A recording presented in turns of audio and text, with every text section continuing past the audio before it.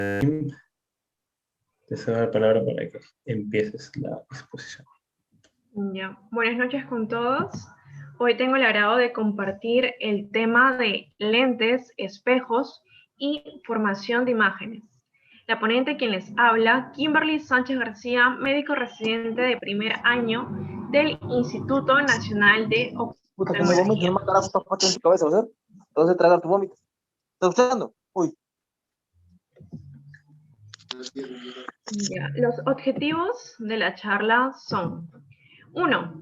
Determinar las 3 características de la cámara oscura ostenopeica, conocer la clasificación de los lentes, aprender a mover imágenes a la derecha e izquierda, resaltar la importancia de los planos principales, reconocer la importancia de la posición del objeto para la formación de imágenes y calcular dónde se forma la imagen desde un espejo.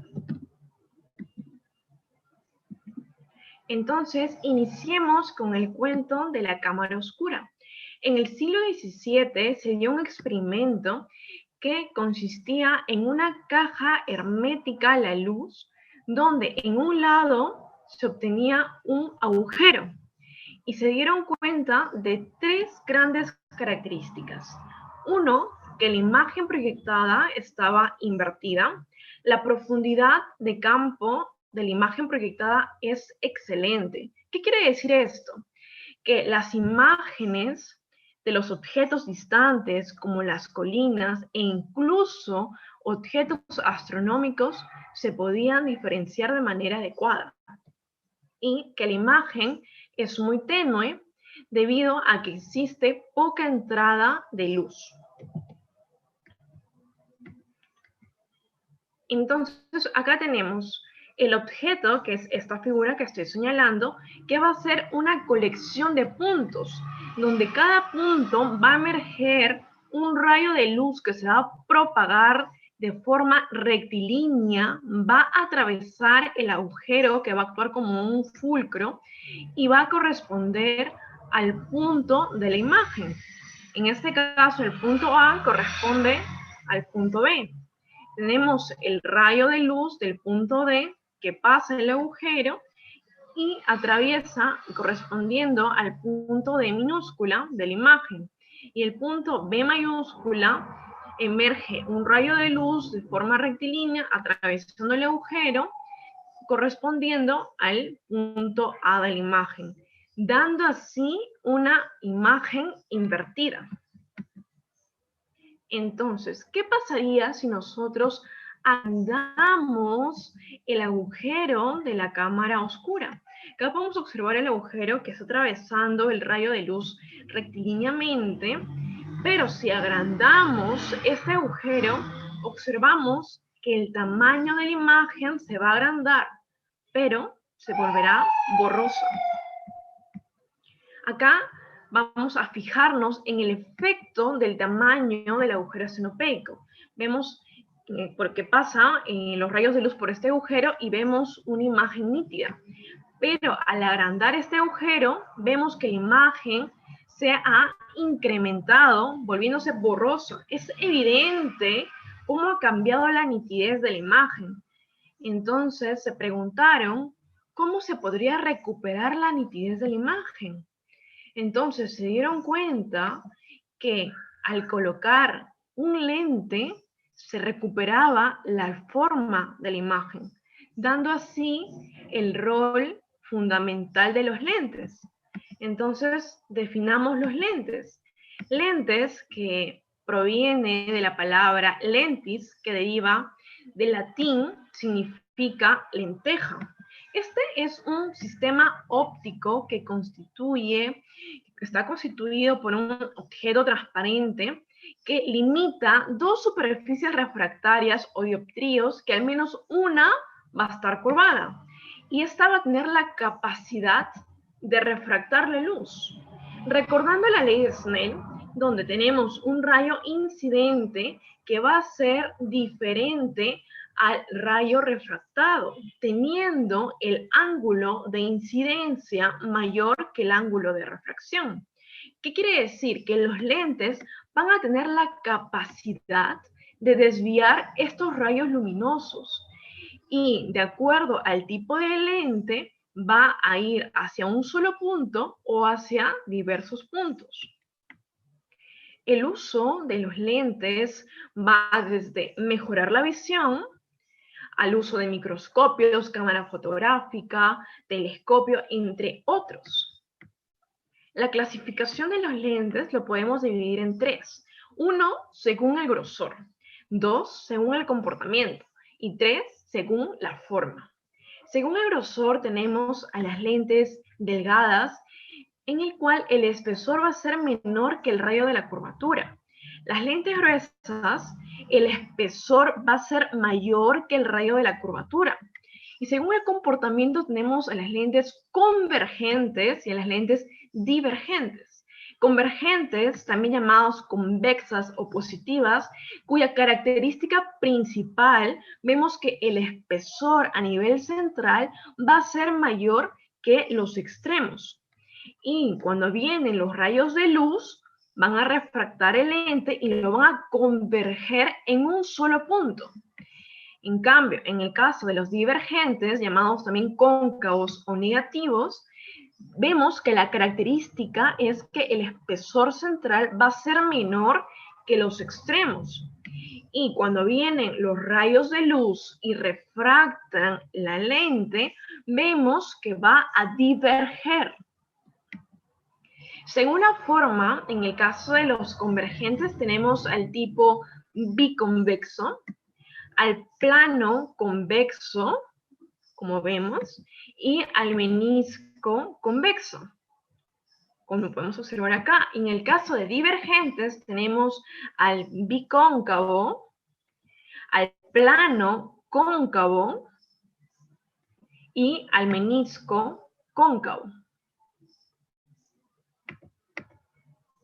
Entonces, iniciemos por las lentes convergentes. Tenemos acá un objeto a la izquierda y una lente convexa delgada esférica a la derecha. Vemos entonces que los rayos de luz que provienen del objeto van a converger en un solo punto, formando así la imagen.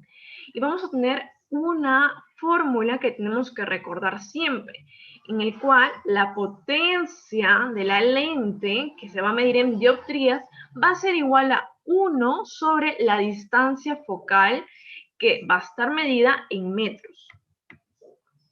Cuando hablamos de lentes combinadas, quiere decir que una lente delgada va a estar adyacente a otra lente. Y de esta misma manera los rayos van a converger en un solo punto para dar lugar a la imagen. Entonces hablamos que tenemos dos lentes delgados, cuando están unidos, vamos a hablar de un solo sistema de lentes compuestos, que tenemos el poder 1 de lente y el poder 2, pero al hacer un solo sistema de lentes, vamos a sumar el poder 1 con el poder 2 para que nos dé el poder total de lente. Ejemplo, tenemos, dice, si se combinan dos lentes convexas de potencia 1 dioptría y potencia 2 de 4 dioptrías y tratada como una sola unidad, ¿dónde forma esta lente de combinación la imagen de una estrella distante? Entonces, dibujemos. Tenemos nuestro objeto, que es la estrella, y nuestros dos lentes que van en esta forma a venir los rayos y van a converger en un solo punto, y nos dice que la potencia del primer lente es de 1 dioptría y la potencia del segundo lente es 4 dioptrías. Y hemos dicho que vamos a sumar este poder. Entonces sería 1 dioptría más 4 dioptrías nos da 5 dioptrías. Y para ver la distancia focal, simplemente vamos a reemplazar valores. Y tenemos que la distancia focal sería igual a 1 sobre la potencia, que va a ser 5 dioptrías, y esto cuánto nos va a dar. 1 entre 5 nos da 0.20 metros o 20 centímetros, que va a ser la distancia focal hacia la imagen. Tenemos otro ejemplo. Nos pide acercar la imagen a la lente. La imagen del ejemplo anterior debe acercarse 2 centímetros. A ver, dibujemos. Tenemos nuestro lente de sistema compuesto con nuestras 2 potencias que van a converger en un solo punto y nos da el resultado anterior del ejemplo, 0.20 metros o 20 centímetros, y nos está pidiendo acercar 2 centímetros. Entonces, acerquemos a la imagen y nos va a quedar 0.18 metros o 18 centímetros. Entonces, nuestra fórmula, que es potencia igual a 1 sobre distancia focal, vamos a reemplazar los valores. 1 sobre 0.18 metros, porque esto siempre está en metros, nos va a dar una nueva potencia, que es 5.55 dioptrías. Y estamos hablando que en un sistema de lentes vamos a sumar los poderes. Entonces, este poder total va a ser 5.55 dioptrías. Y ya tenemos el valor de potencia 1 con potencia 2, que es 5 dioptrías. Entonces, ¿cuánto nos faltaría?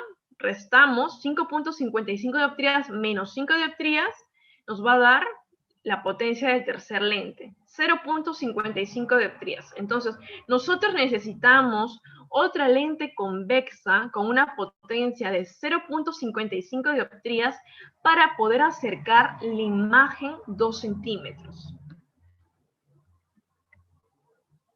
Ahora pasemos a los lentes cóncavos. Los lentes cóncavos, que vemos que los rayos de luz que vienen del objeto van a diverger y para formar el punto focal vamos a trazar los rayos hacia la parte posterior y recordemos que en los lentes cóncavos va a ser negativo y la fórmula va a ser la misma, potencia igual a 1 sobre distancia focal en metros. Y en el caso de lentes combinados, en un lente cóncavo, de la misma manera van a venir los rayos de luz, van a diverger, vamos a trazar a la parte posterior para formar el punto focal, siempre estos negativos, y simplemente vamos a sumar las potencias de ambas lentes cóncavas para tener el poder total de este sistema de lentes combinados. Un ejemplo, nos dice, una lente de potencia más 4 dioptrías formará la imagen de un objeto fuente en la ubicación de U igual a menos 0.5 metros de la siguiente manera. Dibujemos nuestro objeto que está a la izquierda, nuestra lente convexa con una potencia de más 4 dioptrías, como nos dice el ejercicio. Vienen los rayos de luz del objeto que van a converger en un solo punto para formar nuestra imagen y nos dice que la vergencia del objeto es menos 0.5 metros. Y la vergencia de la imagen no la tenemos. Acá vamos a usar la ecuación de las vergencias, que dice, la vergencia del objeto más el poder de la lente es igual a la vergencia de la imagen. Y la vergencia del objeto va a ser igual a 1 sobre la distancia del objeto hacia la lente. Y la vergencia de la imagen es igual a 1 sobre la distancia de la lente hacia la imagen. Entonces, reemplacemos los valores. Tenemos la vergencia del objeto para ver, acá tenemos 1 sobre la distancia del objeto. Nos da acá el valor 1 sobre menos 0.5 metros más, nos dice el poder. El poder de la lente, ¿cuánto es? Más 4 dioptrías igual a la vergencia de la imagen. Hacemos el cálculo matemático, 1 entre menos 0.5 metros es menos 2 dioptrías, y más 4 dioptrías, esto nos va a dar más 2 dioptrías, igual a la vergencia de la imagen. Y tenemos que la vergencia de la imagen es igual a 1 sobre la distancia de la imagen. Hacemos el cálculo matemático y nos sale que la vergencia de la imagen va a ser más 0.5 metros. Veamos otro ejemplo, nos dice, si un lente cóncavo con poder de menos 1 dioptría se coloca adyacente al lente de más 4 dioptrías, ¿cómo sería la combinación del poder?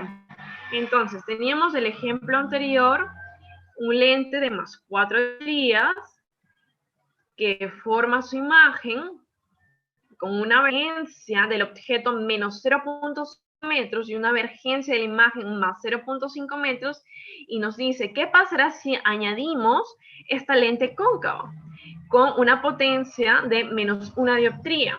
Entonces tenemos la ecuación de las vergencias, que es la vergencia del objeto, 1 sobre la distancia del objeto, que es 1 entre menos 0.5 metros, nos da 2 dioptrías. Y la potencia total del sistema compuesto es la sumatoria de ambas lentes, que sería más 4 más menos 1 dioptría nos da más 3 dioptrías. Y acá reemplazando tenemos la vergencia del objeto, que es menos 2 dioptrías que le hemos sacado, más la potencia del lente compuesto, que nos sale más 3 dioptrías. ¿Cuánto es? Menos 2 más 3, más 1 dioptría. Y para calcular la distancia de la imagen, vamos a ver que es 1 sobre la distancia de la imagen. Y sería 1 entre 1, saldría más 1 metro. Entonces, nos dice entonces, acá, si nosotros añadimos una lente cóncava a la lente convexa, ya no nos va a dar más 0.5 metros, sino se va a alejar a 1 metro, movilizando la imagen hacia la derecha. ¿Cuál es el resumen? Entonces, ¿cómo movemos una imagen a la izquierda y cómo movemos una imagen a la derecha? Para mover una imagen a la izquierda, que tenemos acá nuestra lente que va a converger, como hemos visto, para dar la imagen, y queremos mover a la izquierda. Tenemos dos opciones. La primera opción es que el objeto se mueva a la izquierda. Y la otra opción es que agreguemos una lente convexa. Y al agregar esta lente convexa, ¿cómo va a quedar la imagen? Más cercana a la lente. Y para mover una imagen a la derecha, vemos acá que viene nuestro objeto, se converge en un solo punto, pero nosotros queremos moverlo hacia la derecha, alejarlo. Entonces, dos opciones. La primera es que el objeto se mueva hacia la derecha, y la segunda opción es agregar una lente cóncava. Y al agregar esta lente cóncava, la imagen se va a desplazar, se va a alejar hacia la derecha. Acá, para poder comprender mejor, tenemos una lente convexa, que como hemos visto, es que los rayos de luz se van a converger en un solo punto para formar la imagen, pero al agregar la lente cóncava, la imagen se va a alejar o se va a mover hacia la derecha. Ahora hablemos de la refracción por una sola superficie curva. Dibujemos el lente. Tenemos una sola superficie curva, que quiere decir tenemos una superficie plana y una superficie curva, como lo podemos observar acá resaltado. Y acá nos vamos a guiar de esas ecuaciones, de la ecuación de divergencia y la fórmula del fabricador de lentes, donde vamos a tomar en cuenta los índices de refracción, la distancia del objeto frente a la interfaz, la distancia de la interfaz a la imagen, el radio de la curvatura y el poder de la interfaz. Veamos un ejemplo. Te dice, al aplicar la ecuación del fabricante de lentes para comparar el poder de un lente intraocular en aire y un medio acuoso, y nos da el índice de refracción que te dice que es 1.33. Acá, para recordar la fórmula, que tenemos que el poder es igual a el índice de refracción 2 menos el índice de refracción 1 sobre el radio de curvatura, nos dice, considere un implante de lente plano convexo con el lado convexo, que es esta parte de acá, frente a la córnea, y tiene un radio de curvatura de la superficie curva de 8 milímetros. El índice de refracción del implante de lente es de 1.5 y nos piden el poder de la superficie anterior en el aire. Entonces, vamos a reemplazar simplemente. Tenemos el índice de refracción 2, que va a ser el de lente, es 1.5, menos el índice de refracción del aire, que es un valor conocido, que es 1, sobre el radio de la curvatura, que también nos da el ejercicio, que nos dice que es 8 milímetros.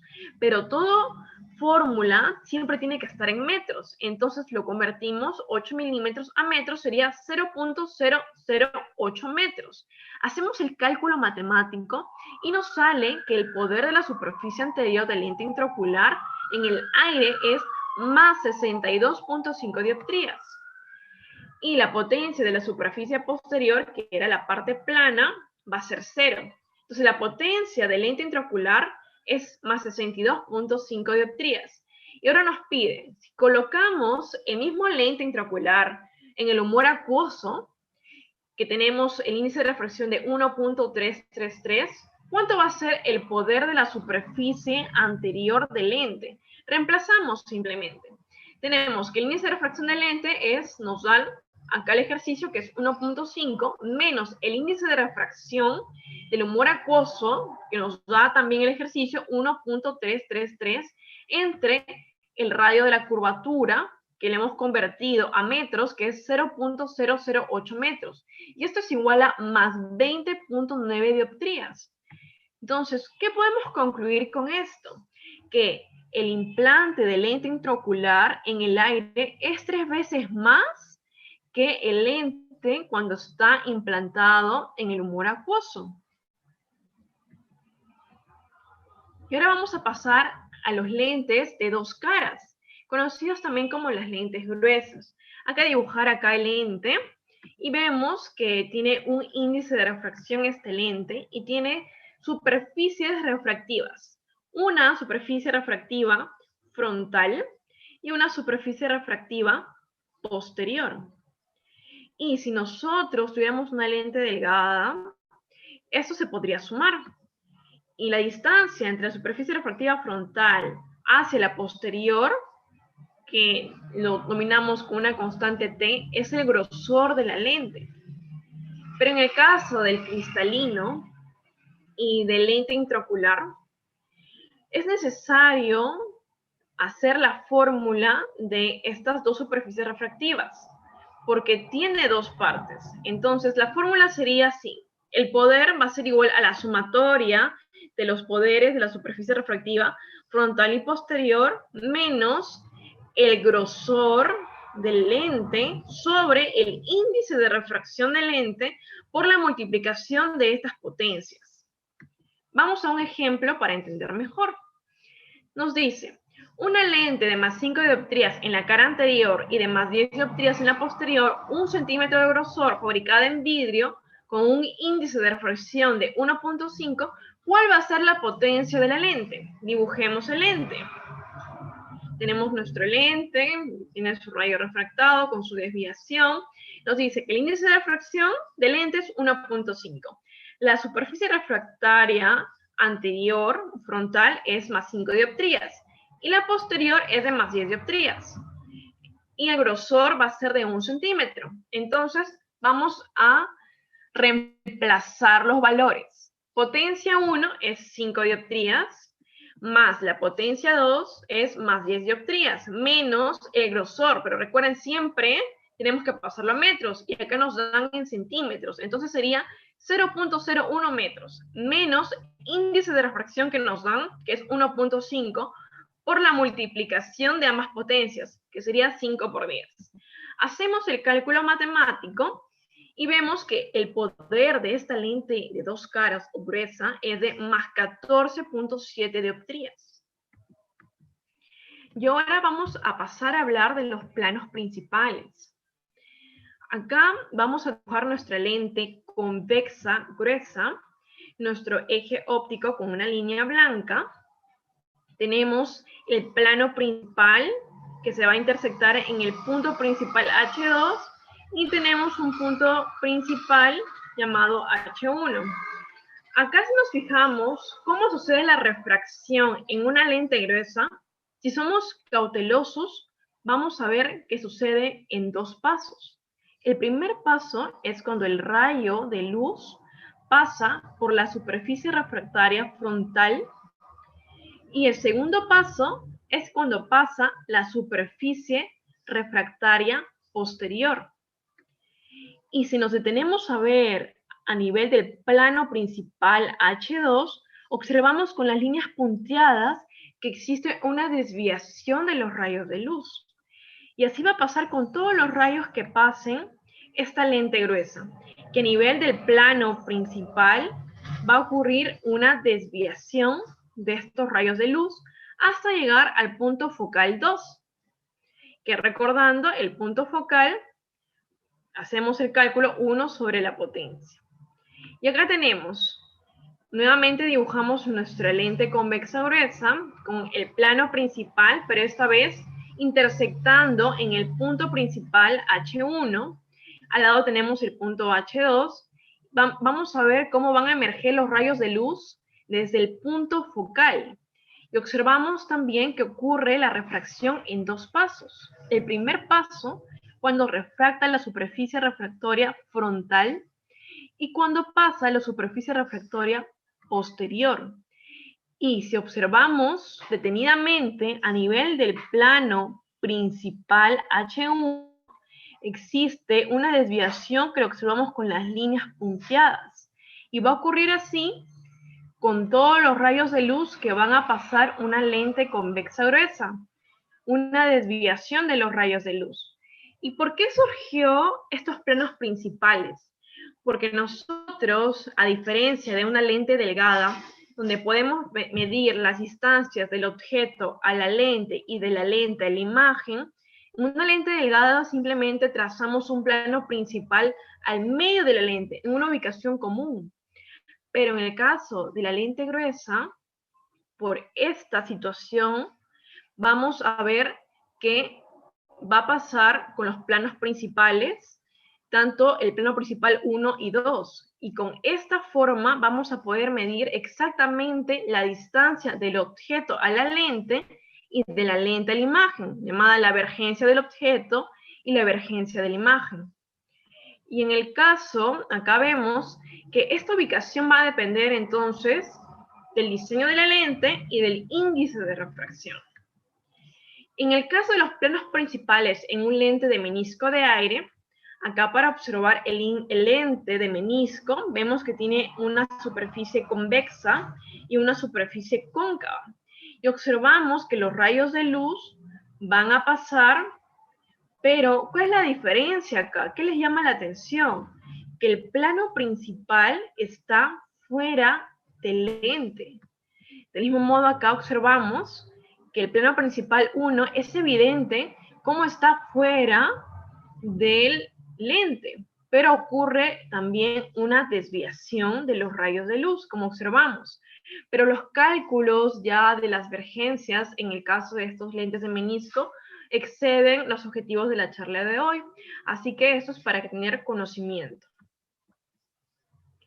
Ahora pasemos al sistema de varias lentes.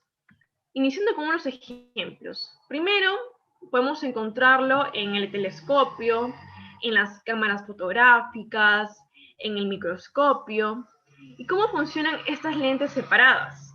Tenemos acá el eje óptico, nuestra lente, el objeto que está representado por la flecha roja con la cabeza hacia arriba, y vemos que sale el primer rayo de luz paralelo al eje óptico, se refracta a nivel de lente y va a pasar por el punto focal, el segundo rayo que pasa por el punto focal y al refractarse a nivel de lente pasa paralelo al eje óptico, y el tercer rayo que va a pasar central sin sufrir desviación alguna, y acá va a formar su imagen. Pero esta imagen se va a convertir en objeto para dar el inicio del otro lente. Y acá vamos a ver que del objeto va a emerger sus rayos de luz pasando por su punto focal, el del medio que pasa por el centro de la lente y el tercer rayo que está paralelo al eje óptico, y estos van a intersectar con los otros dos rayos formando de esta manera la imagen. Y si tuviéramos nosotros otra lente, esta imagen se volvería objeto de la siguiente lente. Y acá, simplemente para saber los datos, que el Y' va a ser igual que el Y2 y la distancia de lente y lente va a ser la sumatoria del S' más el S2, que sería la distancia del lente al objeto o imagen y de la distancia del objeto o imagen a la siguiente lente. Y ahora vamos a pasar a cómo ocurre la formación de imágenes. Vamos a seguir acá el trazado de rayos con una lente convexa. Tenemos acá el eje óptico en una línea blanca, nuestra lente convexa, el objeto que va a ser representado por la flecha azul, y vamos a iniciar con el primer caso, que es con un origen lejano a la izquierda. Nuestra ubicación común del plano principal, y el primer rayo que emerge del objeto va a pasar paralelo al eje óptico, y al refractarse por la lente va a pasar por el segundo punto focal. El segundo rayo pasa por el centro de la lente, y el otro rayo, al momento de pasar, va a pasar por el primer punto focal y al refractarse se vuelve paralelo al eje óptico, formando así una imagen. Y esta imagen es real, invertida y minimizada. Para entenderlo acá con una figura, tenemos a una persona, que es el objeto, parada, y acá al converger los rayos de luz va a formar una imagen. Vemos acá la persona que está invertida y más pequeña, y eso llamamos real. Ahora vamos al segundo caso. Tenemos nuestro eje óptico, la línea blanca, nuestra lente convexa, nuestro plano principal en una ubicación común. Tenemos nuestro primer punto focal, el objeto representado por la flecha azul. Vamos a moverlo ahora cerca al primer punto focal. ¿Qué va a pasar ahora con la imagen? Tenemos el rayo de luz que está paralelo al eje óptico, se refracta convexa, pasando por el segundo punto focal. El otro rayo que pasa por el primer punto focal se refracta en la lente, pasando paralelo al eje óptico, y el otro rayo que va a pasar central. Y la imagen ahora va a estar real, invertida, pero ¿cuál es la diferencia del anterior caso? Que esta va a ser ampliada. Acá tenemos el objeto, una persona que está vertical, pero la imagen se forma invertida y más grande. Acá tenemos nuevamente nuestro eje, nuestra lente, nuestra ubicación común. Tenemos nuestro punto focal, tenemos nuestro objeto que va cercano al primer punto focal, pero ahora lo vamos a avanzar y lo vamos a hacer coincidir con el primer punto focal. ¿Y qué va a pasar? Tenemos el primer rayo paralelo al eje óptico que pasa por el segundo punto focal, el rayo que pasa central, y el otro rayo. Observemos que los rayos están paralelos. Entonces, ¿qué va a pasar con la imagen? La imagen se va a encontrar en el infinito, cuando coincide el objeto con el primer punto focal. El otro caso, tenemos nuestro objeto que coincidía en el primer punto focal, pero lo vamos a movilizar entre el punto focal y la lente. Tenemos nuestro rayo de luz, el primer rayo que está paralelo al eje óptico se refracta, pasa por el segundo punto focal. El otro rayo que pasa siempre por el primer punto focal y luego cuando se refracta está paralelo al eje óptico. Y el siguiente rayo que está paralelo, que pasa por el centro de la lente. Observemos que en este caso está divergiendo. Entonces, si son rayos divergentes, tenemos que trazar con líneas punteadas hacia atrás para dar formación a la imagen. Y la imagen va a ser una imagen virtual, vertical, y se encuentra ampliada. Acá una persona, para entenderlo, que está parada, y la imagen se ve también vertical, pero magnificada. Este es el clásico ejemplo de la lupa, que observamos las letras que se encuentran magnificadas, que se encuentran entre el observador y la lupa. Ahora pasamos a la lente cóncava. La lente cóncava, que observamos acá, tenemos el plano principal en una ubicación común, tenemos el objeto, que tenemos un origen a la izquierda, tienes el primer rayo de luz, en este caso está pasando paralelo cuando refracta al eje óptico. Vamos a hacer el trazado posterior para que pase por el punto focal. El segundo rayo que está paralelo al eje óptico está divergiendo. Hacemos el trazado posterior para que pase por el otro punto focal. Y un tercer rayo que pasa por el centro de la lente. Entonces, la imagen va a estar virtual, vertical, minimizada y está entre el punto focal y la lente. Acá tenemos el objeto, una persona para entenderlo, que está vertical, y la imagen también va a estar vertical. El otro caso de la lente cóncava, donde el objeto vamos a movilizarlo entre el punto focal y la lente. El primer rayo que está haciendo paralelo al eje óptico está divergiendo. El otro rayo que pasa también paralelo al eje óptico, y el tercer rayo que está pasando por el centro de la lente.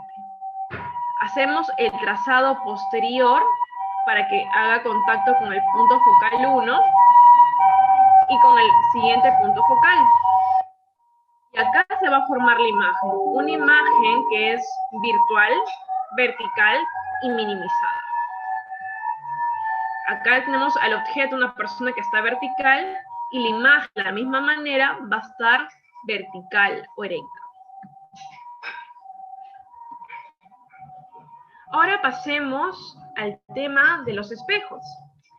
Los espejos, que son superficies que se van a regir por la ley de la reflexión, donde vemos que el rayo incidente se va a reflejar y va a dar su rayo acá reflejado. Y observemos el ángulo que se forma entre el rayo incidente y la superficie normal, que es esta línea que se encuentra perpendicular a la interfaz, va a ser igual al ángulo de reflexión, que es el ángulo que se forma entre la superficie normal y el ángulo reflejado. Nosotros tenemos dos tipos de espejos, un espejo plano y un espejo curvo, o también llamado esférico. ¿Y por qué se llama esférico? Porque si nosotros tenemos una esfera y hacemos un corte a esta esfera, vamos a encontrar que tiene dos lados, una parte convexa y una parte cóncava, como lo podemos observar acá, la parte convexa y la parte cóncava. Y si viene el rayo de luz hacia esta parte de acá, se va a llamar un espejo cóncavo. Pero si se refleja, viene el rayo hacia la parte que está más protruida, va a ser el espejo convexo. Y acá vamos a observar, si hacemos los ángulos, tanto del rayo incidente como reflejado, se va a cumplir esta ley de la reflexión, que el ángulo incidente es igual que el ángulo reflejado. Y tenemos entonces que en el caso de plano,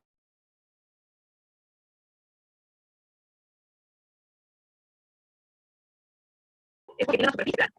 Y esos espejos lo que van a hacer es invertir la dirección de la propagación de la luz, o también dicho, hacen una inversión del espacio de la imagen. Y la diferencia del plano con curvos es que en el plano no altera la vergencia, pero en el curvo van a sumar o restar vergencia.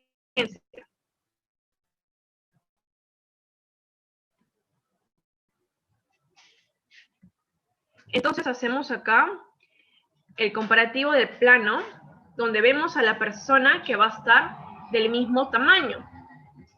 En el caso del curvo o el esférico, que tenemos el cóncavo, si está lejos, el paciente, la persona se observa invertido, pero si se acerca, se va a ver magnificado. En el caso del convexo, se observa la persona que se ve más pequeña. Entonces, iniciemos con el espejo cóncavo. Tenemos estas dos fórmulas. La potencia es igual a -2 sobre el radio de la curvatura, y la otra fórmula que es 1 sobre la vergencia del objeto más la potencia igual a 1 sobre la distancia de la imagen. Tenemos acá entonces nuestro objeto y nuestro espejo cóncavo. Para acá no confundirnos acá el cóncavo porque parece acá una cueva.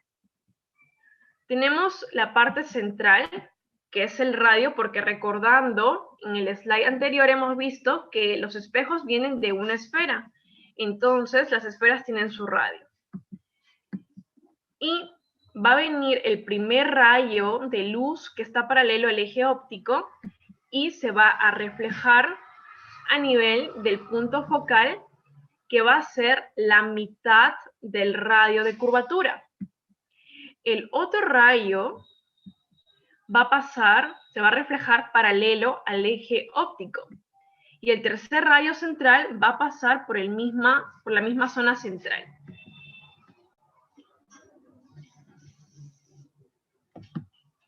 Y se va a formar nuestra imagen, que va a ser una imagen real, invertida, minimizada. En el caso de un espejo convexo, que vamos a guiarnos también por las mismas fórmulas, observamos entonces, tenemos el objeto, el espejo convexo, también tiene su radio de curvatura, y esa es la parte central porque hemos visto que viene de una esfera. Viene su primer rayo de luz que está paralelo al eje óptico y se va a reflejar y va a diverger. Entonces tenemos que trazar los rayos de forma punteada hacia la parte posterior para que pase por el punto focal, que va a ser la mitad del rayo de la curvatura. El otro rayo, que es el rayo central, va a redirigirse por la misma zona.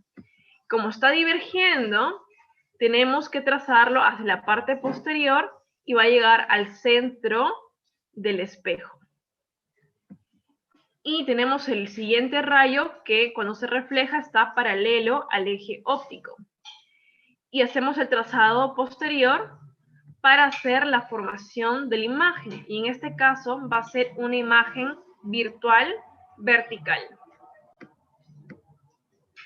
Entonces tenemos que un espejo cóncavo, como observamos, va a dirigir los puntos hacia un solo punto. Y ese es el clásico ejemplo de los espejos cosméticos o de afeitado que se ve magnificado cuando el objeto fuente está más cerca que el punto focal. Y el espejo convexo, donde observamos que están divergiendo los rayos. Y el clásico ejemplo es cuando estamos en el carro y vemos por el retrovisor, como observamos acá en nuestra imagen. Entonces ahora, para finalizar, vamos a realizar un ejercicio que nos dice: muestre el trazado de rayos para un espejo de afeitado y calcule la ubicación y el aumento de la imagen. Entonces hacemos nuestro trazado y vemos entonces nuestro objeto, que tiene acá una distancia del objeto menos 0.5 metros y un punto focal que nos da acá el ejercicio de 1 metro a la izquierda del espejo. Y el rayo de la curvatura del espejo va a ser menos 2 metros. Entonces, con estos datos simplemente vamos a reemplazar las fórmulas que hemos tenido. Y nos dice entonces, la potencia, vamos a ver acá, la potencia, que es acá igual a la constante menos 2 sobre el rayo de la curvatura, que nos dan el ejercicio, que es menos 2, sería menos 2 entre menos 2, nos sale más 1 dioptría. Y acá vamos a reemplazar la vergencia del objeto, que es 1 sobre la distancia del objeto que nos están dando el objeto fuente del objeto hacia el espejo, que es menos 0.5 metros, más el poder que es más una dioptría, que lo hemos sacado anteriormente con esta fórmula, va a ser igual a 1 sobre la distancia de la imagen. Entonces hacemos el cálculo matemático. 1 entre menos 0.5 metros es menos 2. Menos 2 más una dioptría nos da menos 1. Y menos 1 entre 1 nos da menos 1 metro. Entonces se va a encontrar a menos 1 metro la imagen. Entonces esto va a ser el doble de lo que es el objeto. Entonces, para concluir, la primera conclusión sería, la cámara estenopeica oscura tiene 3 características principales, que la imagen es invertida, es tenue y la profundidad de campo es excelente. Los lentes se clasifican según el grosor, que puede ser delgada y gruesa, según el comportamiento, que puede ser convergente o divergente, y según la forma, que puede ser bicóncavo o biconvexo, plano convexo o plano cóncavo, y menisco cóncavo o menisco convexo. Las imágenes se mueven a la derecha si el objeto se mueve a la derecha o si se agrega la lente cóncava. Se mueven a la izquierda si el objeto se mueve a la izquierda o si se agrega un lente convexo. La importancia de los planos principales o planos de refracción aparentes radica en que proporcionan las ubicaciones apropiadas para el cálculo de la divergencia del objeto y la imagen respectivamente. Y las intersecciones H1 y H2 de los planos principales con el eje óptico se conocen como primer y segundo puntos principales, o frontal y posterior. Y en el caso de las lentes convexas, si el objeto está lejos, se formará imagen real invertida y minimizada. Si está cerca del primer punto focal, formará una imagen real invertida y ampliada. Si coincide con el primer punto focal, la imagen estará en el infinito. Y si el objeto está entre el primer punto focal y la lente, formará una imagen virtual, vertical y ampliada.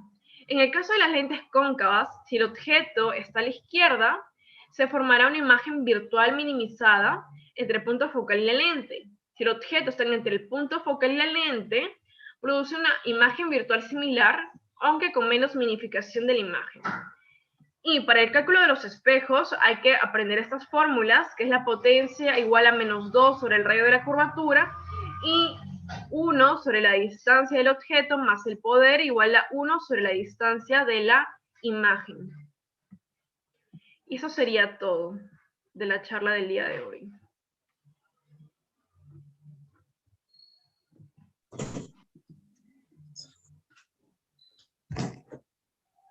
Muchas gracias, Kim.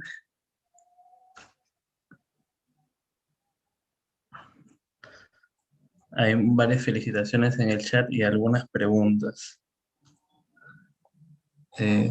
A ver, le voy a dar el micrófono al doctor.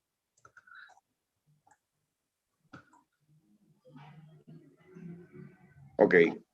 Ahí está. Felicitaciones, Kimberly. Tu charla ha sido bastante clara, bastante precisa, ¿no? Puntualizar algunas cosas, nada más para no olvidarnos, ¿ya? Ok, en los dibujos probablemente uno pueda presumir que todos los puntos objetos forman su imagen en el foco, y eso no es así. ¿Ok? Recuerden que la imagen se va a formar sobre el foco siempre y cuando los rayos provengan del infinito. ¿Ok?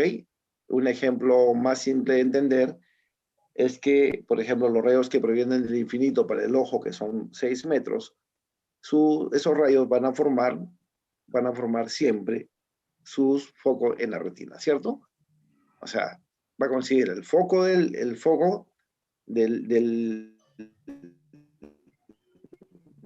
sistema, o un sistema óptico, como por ejemplo a un lente, un objeto que está a 1 metro de un lente de más 4 dioptrías, por ejemplo, ¿no? Ese objeto no está en el infinito y lo puedes demostrar fácilmente. Por ejemplo, el foco de un lente de 4 dioptrías está a 25 centímetros, ¿cierto o no?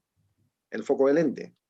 Pero del sistema, o sea, si tú quieres poner un lente a 1 metro a un objeto a 1 metro de un lente de 4 dioptrías, el foco o sea, la formación de la imagen, perdón, va a ser a 33 centímetros. No va a ser a 25 centímetros, que justamente es el foco de la lente, ¿cierto? ¿Me siguen? Como para poder tener una idea clara. Entonces, solamente la imagen se va a formar, y lo ha explicado muy bien Kimberly cuando ha hecho la formación de imágenes, solamente la imagen se va a formar en el foco siempre y cuando provenga del infinito. ¿Ok? Es una cláusula que tenemos que tener en cuenta, porque si no, no tendría lógica. Los dibujitos los hacemos así, que hay una formación de imágenes en un punto, pero eso no es real, es solamente para orientarnos nada más. ¿Ok? Y obviamente los espejos y todo lo que hemos visto sobre la formación de imágenes nos permiten entender qué es lo que va a pasar después con el ojo esquemático, por ejemplo, ¿no? Cuando hablamos de un ojo esquemático o un ojo reducido, vamos a tener la córnea y el cristalino, que son dos lentes separadas por un espacio, ¿no? Cada uno de estos lentes va a tener una divergencia que hay que calcular, y la suma de esas divergencias con los espacios que están entre los lentes van a hacer que uno tenga una idea de cuánto sería o dónde sería el enfoque de ese sistema. Entonces, todo esto que ha hablado Kimberly, lo que hemos hablado anteriormente, nos va a preparar justamente para entender todo lo que va a venir más adelante, tanto de óptica fisiológica como lo que se viene en el ojo esquemático, en el ojo reducido. Ya cuando tengamos ya la idea clara del ojo reducido, ustedes van a decir, uy, mira, ahora sí entiendo por qué, caray, tengo este ojito que tiene una longitud axial de 24, o este ojito que tiene una longitud axial de 20, ¿por qué tiene hipermetropía? ¿Por qué tiene miopía? O sea, ese tipo de análisis lo van a poder entender porque ya tienen los conceptos previos de lo que está pasando. Otra cosa que van a entender también,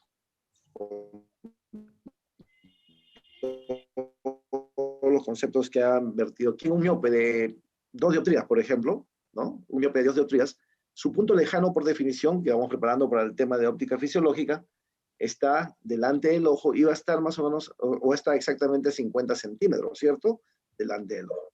Entonces, cuando uno pone un lente de -2, ¿qué es lo que está pasando? O sea, es que yo he agarrado ese punto focal que tenía delante de la retina, lo he empujado hacia la retina, y van a darse cuenta que realmente esa es una explicación de colegio, pero que lo que realmente está pasando es que los rayos que vienen del infinito, al pasar sobre este lente negativo de 2 dioptrías, lo que está haciendo es formando un foco anterior, o sea, delante de la retina, justamente a 50 centímetros, de tal forma que el infinito o el punto lejano de ese ojo miope que está a 50 centímetros va a coincidir con el foco del lente, y eso hace que el paciente vea nítido.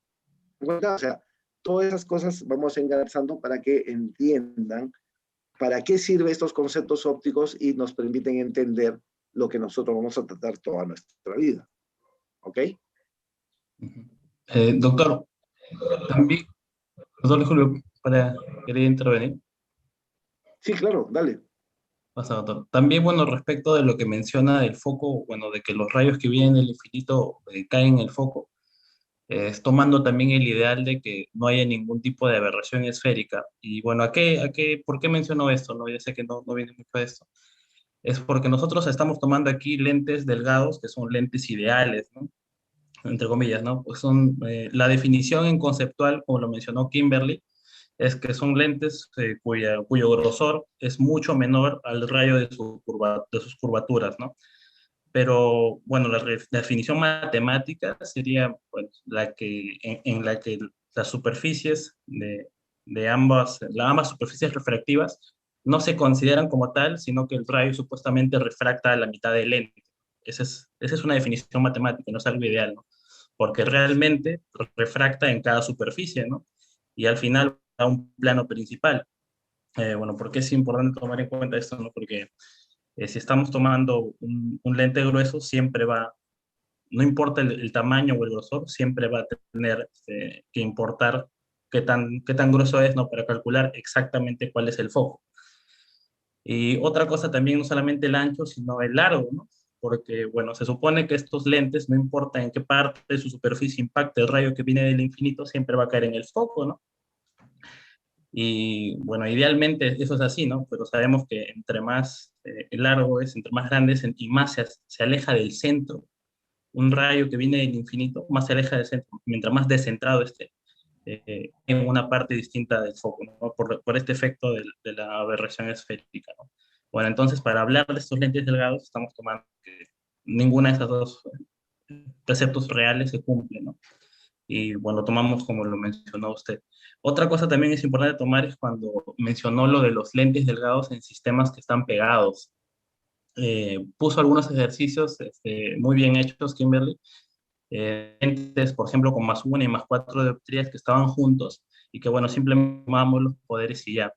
Una de las cosas que nos enseñan a nosotros para poder ver a los lentes biconvexos o bicóncavos, por ejemplo, es verlos como si fueran prismas, ¿no? Como el biconvexo, como si fueran prismas pegados por sus bases, y el bicóncavo como si fueran pegados por sus vértices, ¿no? Y al momento de nosotros hacer este sistema de lentes pegados, bueno, entramos en una pequeña confusión, ¿no? Porque nosotros sabemos que los prismas que van juntos en un sistema jamás van a ser la suma de sus poderes una suma aritmética, ¿no? Uno no puede poner un prisma de 15 dioptrías con uno de 20 y pensar que la suma es 35 dioptrías prismáticas, ¿no? O sea, sus poderes aumentan mucho más, ¿no? Y en estos lentes, ¿por qué se ignora esto? Justamente porque son lentes delgadas, porque uno imaginariamente piensa que se comportan como prismas, es verdad, pero la suma de estos lentes es porque son lentes delgadas. Es justo lo que preguntó el doctor Francisco Román, ¿no? Que son tomados como prismas, bueno, de cierta manera, pero no matemáticamente, ¿no? Porque se supone que en los prismas, en cada superficie del prisma, hay una refracción de la luz.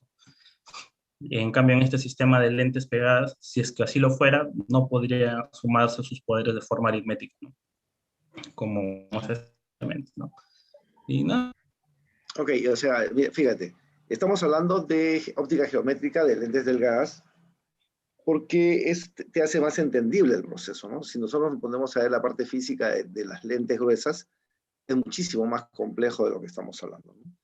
Los cálculos que ha hecho Kimberly permiten entender el grueso de toda la información que vas a manejar después cuando tú quieras hacer cálculos a nivel del ojo, digamos, ¿no? Del ojo esquemático. Ahora, cuando uno analiza lo que hizo Gullstrand fíjate, en 1907 o 1909, donde gana el premio Nobel, un médico oftalmólogo gana el premio Nobel de física, los cálculos matemáticos y físicos que hace él tienen que ver con todo lo que tú has hablado, pero que son cálculos de mucha matemática, de muchos cálculos que son difíciles de entender, no son tan sencillos, y eso le permitió a él tener una idea de un acercamiento a un ojo esquemático que hasta ahora nos sirve para poder hacer una disquisición de lo que está pasando en el ojo. O sea, ya vamos a tener espacio para hablar de aberración esférica, aberración cromática, por qué la longitud de onda influye en cada una de estas cosas, cómo va a ser los prismas, o sea, eso no hay ningún problema.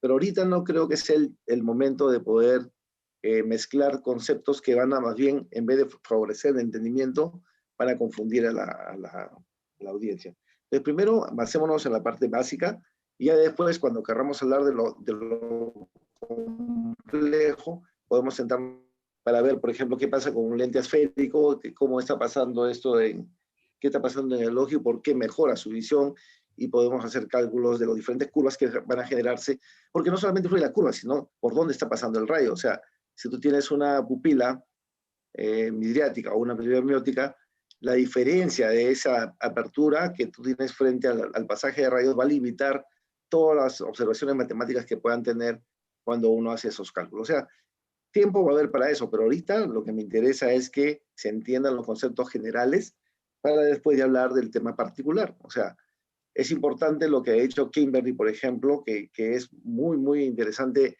aprender de que, por ejemplo, cuando son curvaturas o una lente gruesa o una lente delgada, las lentes delgadas, por ejemplo, los planos principales, las dos coinciden en un solo punto y que generalmente están en el centro del lente. Pero si hablamos de una lente gruesa, ya eso cambia, porque cada superficie tiene un plano principal y que no va a ser igual en las dos superficies. Si, por ejemplo, tienes un menisco, es diferente que a una lente biconvexa. O sea, todas estas cosas son interesantes porque sí nos van a permitir entender lo que pasa en el ojo esquemático, ¿no? Entonces, yo creo que por ahí está más o menos la idea que tenemos que tener para poder seguir con este tipo de charlas, de tal forma de que sea más democrático y busquemos que todo el mundo entienda estos procesos que no son tan sencillos de digerir. ¿Ok? Sí, doctor, muchas gracias.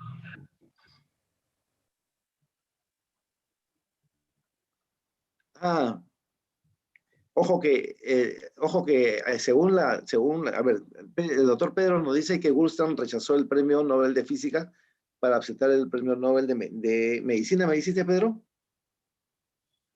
Ah, ya. Yo más bien lo entendía al revés, porque es el único oftalmólogo que ha ganado el premio Nobel de Física, fíjate.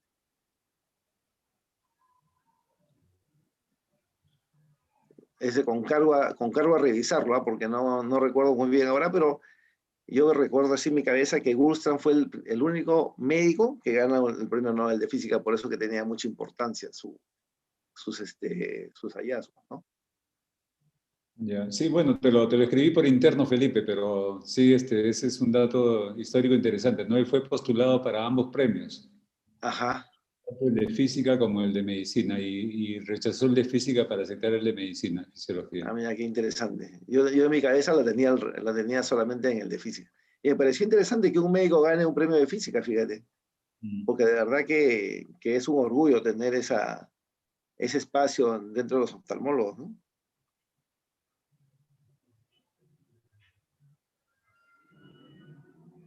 ¿Algo más, chicos?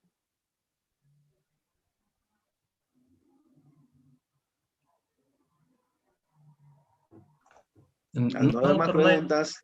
no hay más preguntas, doctor. Todas se han ido contestando Ok, mientras se va entonces muchas avanzando el tema. gracias. Nos Vamos a estamos hacer viendo, creo, ¿cuándo nos toca de nuevo? ¿El miércoles?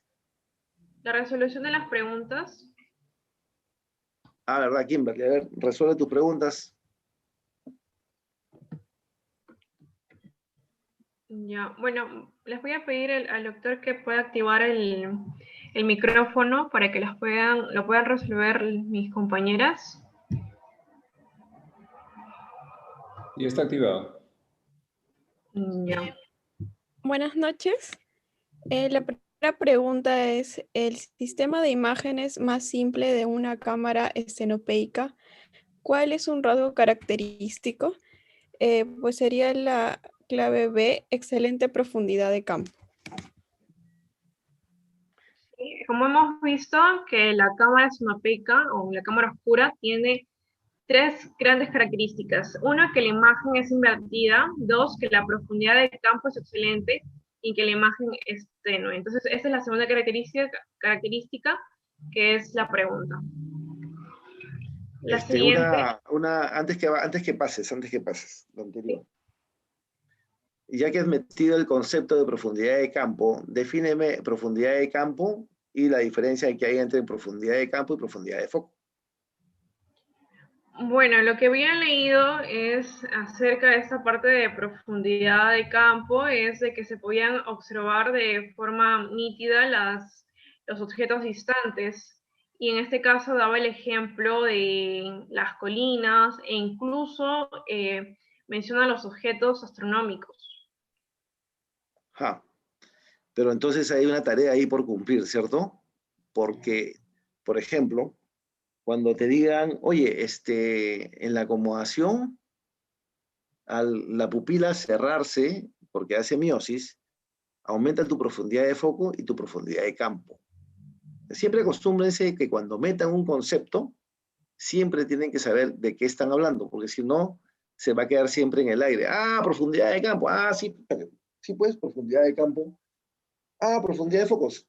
Sí, pues un foco, ¿no? O sea, pero hay que entender qué es lo que está pasando ahí. ¿Alguien se atreve a poder explicarnos un poquito sobre eso? Bueno, y el foco tiene que ver con la nitidez. O sea, se mueve en un rango, tiene un rango de movimiento y se puede observar la nitidez de la imagen. No te entiendo. Bueno, A sí ver, lo veo. Jorge, ¿qué año eres? Jorge Luis. Segundo. Segundo año. Tú ya operas en el microscopio, ¿cierto? Sí. ¿Y cuál microscopio te gusta más? No sé, las modelos. Cualquiera, ¿no? Cualquiera el que agarres. Y te van, cuando Sí, la tú verdad que compres sí. tu microscopio, los de Zeiss y los de los de High Strike, Top, con todo el mundo se te va a acercar y te va a decir, oye, ¿sabes qué? Mi microscopio tiene mejor profundidad de foco y profundidad de campo. Ok, ¿qué piensas? ¿A qué se refiere? Bueno, uno es, supongo que tanto puedo ver y el otro es con qué resolución puedo ver en esa determinada profundidad, ¿no? No te entiendo ni papas, mano. O sea, el foco, cuando yo pongo algo en foco, es cuando yo puedo verlo nítidamente, ¿no? Algo que está enfocado, porque es algo que puedo ver nítido, ¿no? ¿Qué operas? ¿Qué A operas? A ver, ver, para que entiendas, porque es importante este detalle, para que entiendas el proceso, ¿ya? A ver, ¿qué estás operando? ¿Pterygium de repente? ¿Cataratas ya? te dije, no, catarata hacemos solamente en wet lab todavía, Doc. Ok, en el web lab lo has hecho web lab, ¿cierto? Para que lo entiendas, pues, porque si no, no lo vas a entender. A ver, tú agarras tu microscopio, lo pones en foco, dices, ya estoy en foco. Y agarras y lo pones en el centro para que tenga equilibrado tu balance, ¿cierto? Ya. Pero cuando tú dices estoy en foco, tú te vas a dar cuenta, fíjate, ¿ah? Te vas a dar cuenta que mirando a través del microscopio, ves nítida la córnea y la cápsula. Ujú. ¿Lo ves? No. O Claro. sea, tú tienes un rango en el cual tienes nitidez, ¿no? Entonces, los microscopios van a decir, ¿sabes qué? Tú tienes una profundidad de campo y una profundidad de foco. Campo es la amplitud, pero el foco es qué tantos milímetros tienes tú para poder ver nítido dos superficies. ¿Te Claro, das o sea, cuenta? sí, sí lo O entiendo. sea, O sea, tú mantienes la nitidez en ese rango. O sea, yo veo nítido la córnea y veo la cámara anterior y la cápsula anterior. Este microscopio te dice, no, pero tú puedes ver hasta el vidrio anterior, nítido, tiene mayor profundidad de foco. ¿Te das cuenta? Y el campo es la amplitud que tú puedes ver. O sea, más o menos por ahí es lo que tienes que ver. O sea, ese concepto que uno dice, foco es enfocar, no es necesariamente correcto cuando uno no entiende el proceso. ¿Me entiendes? sí, sí, Y doctor. eso tiene que ver con el diafragma de Eh, tu microscopio y tiene que ver con la pupila, por ejemplo. Por eso te decía, ¿no? Es importante tener en cuenta detalles. Eso lo vamos a ir poco a poco, vamos a ir puntualizando cosas que les van a servir a ustedes para tomar decisiones, para que cuando hablen digan, ok, te entiendo lo que me hablas, o sea, no me quedo con la idea, ya, esto es porque tiene o suena esto, sino que vamos a entender la idea, ¿ok? Sigue, Kimberly. Ya. A ver, la siguiente pregunta. Como no es seguro ver un eclipse parcial de sol directamente, a menudo se aconseja a los observadores que utilicen un visor de cámara estenopeica simple para formar una imagen de eclipse. Por supuesto, estas imágenes estenopeicas son tenues, son pequeñas y tenues. Una mejor alternativa es utilizar un lente de una dioptría sostenida hasta la cintura para proyectar una imagen del sol en el suelo. ¿A qué distancia se debe sostener la lente del suelo para obtener una imagen nítida? ¿Sería 1 metro? La respuesta B. Bueno, acá con la fórmula de la potencia igual a 1 sobre distancia focal, donde ya tenemos el poder de lente que es +1, reemplazando sería 1 entre 1 igual a 1 metro, que sería la respuesta de la pregunta 2. Por ejemplo, fíjense, ahí ese ejemplo es para entender lo que les decía, ¿no? Esta imagen, ¿dónde está? O sea, está en el foco del lente, ¿cierto? ¿Sí o no? O sea, esta imagen se ha formado en el foco del lente. ¿Ok? ¿Y este objeto dónde está? Está en el infinito, ¿cierto? Porque viene de una estrella, del Sol, ¿no? O sea, viene de la Luna, que está a una distancia muy larga, y eso está en el infinito, ¿cierto? Entonces, por eso que la imagen se formó en el foco, por eso que la respuesta es 1 metro. Dale.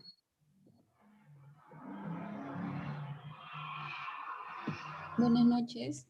La pregunta 3 nos dice, suponga que un objeto distante está ubicado a la izquierda de un sistema de lentes que enfoca la luz de este objeto a una dioptría, a más 1, ¿no?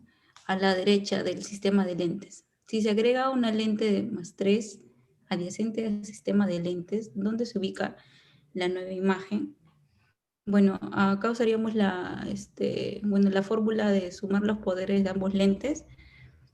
Sumaríamos 1 más el poder del otro lente, que es 3, serían 4 dioptrías, y aplicamos la fórmula de la potencia del lente es igual a 1 sobre la distancia focal, sería 1 entre 4, nos daría 0,25 metros o 25 centímetros. Sería la respuesta a la... Sí, muy bien, así tal cual lo he dicho, hemos visto que tenemos una lente convexa con más una dioptría que tiene más 1 metro de distancia focal, pero nos está diciendo que agreguemos una lente con más 3 dioptrías a este sistema de lentes. ¿Y cuál será la nueva ubicación? Entonces, si sumamos estas dos potencias, que sería 3 más 1 dioptría, sería 4 dioptrías, y hacemos la fórmula de potencia igual a 1 sobre distancia focal en metros, nos sale 1 entre 4, es 0,25 metros o 25 centímetros, que es la respuesta. Y la imagen quedaría más cercana. Así.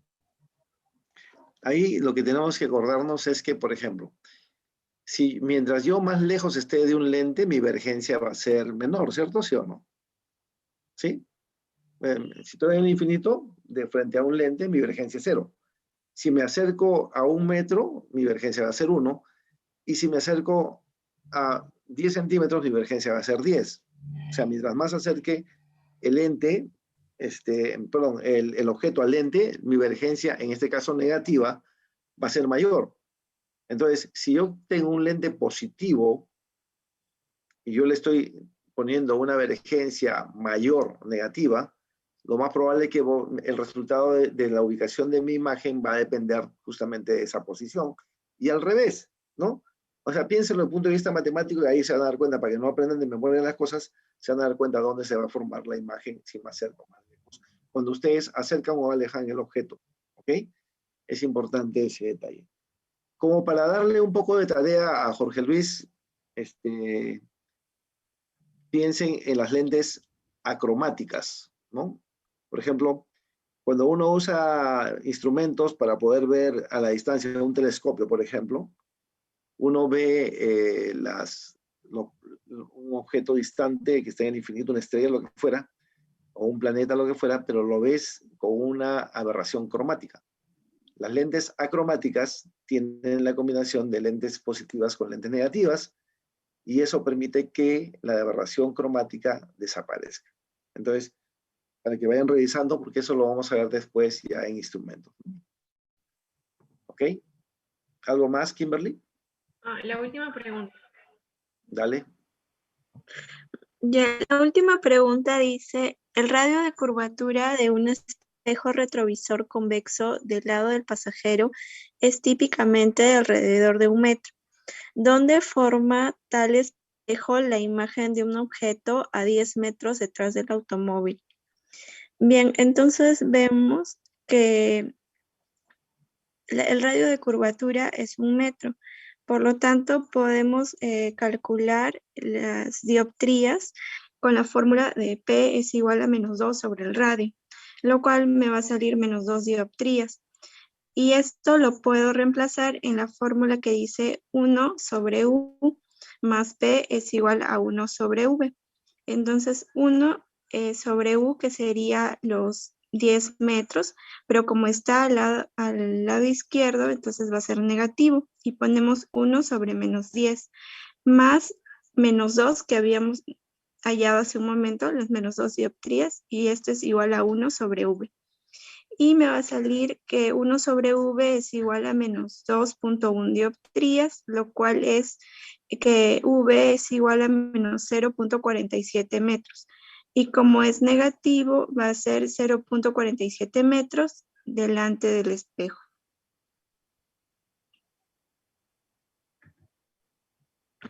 Ya, entonces para resolverlo, vamos a simplemente a reemplazar los datos que ya hemos tenido, que la potencia es igual a -2 sobre el radio de curvatura que nos están dando acá en el ejercicio, que sería -1, y -2 sobre -1 metros nos da -2 dioptrías. Acá tenemos ya la potencia.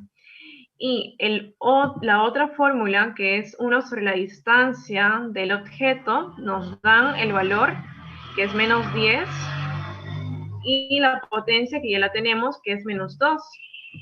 Vamos a hacer el cálculo matemático, y nos sale que la vergencia es -0.47 metros, como ha mencionado mi compañero. Por eso que en los espejos retrovisores siempre le dicen, ok, las imágenes pueden estar más cerca o más lejos de lo que usted ve. ¿Cierto? ¿Se dan cuenta o no? Entonces, todo esto tiene una explicación con lo que ustedes están viendo ahora.